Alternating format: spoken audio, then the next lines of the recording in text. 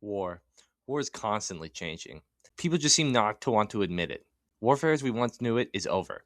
It is no longer the same as it was back in the good old days. It used to be that the king who killed the other king or won the war reaped all the benefits and claimed the kingdom or annexed whatever they were after.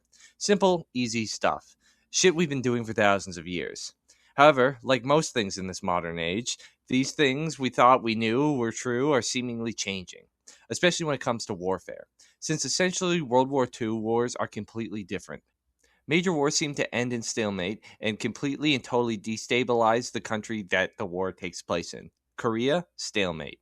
Vietnam, America failed. Afghanistan, for both the Soviets and the Americans, failed. Syria and Iraq were completely destabilized as well. And currently, with Russia and Ukraine, they are in a perpetual stalemate.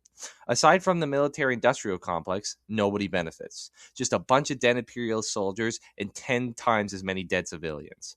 And yet, for some reason, these things persist. They keep coming up. What could these leaders possibly see in these wars? I'll tell you what, it's fucking money. Lindsey Graham will go on news and tell everyone how much money they will make if they're able to pull it off. Keyword is they. We foot the bill for this, but all of the politicians, wealthy donors who work at Raytheon and ExxonMobil really bring it home. This is not good for anybody but the powerful elites. So, of course, the United States is likely to put boots on the ground in Iran, and even still, for some reason, not ruling out the option for a draft, which once again will be another massive test for the American sheep, because are you really going to let yourself get drafted in the big 2-6 for Israel?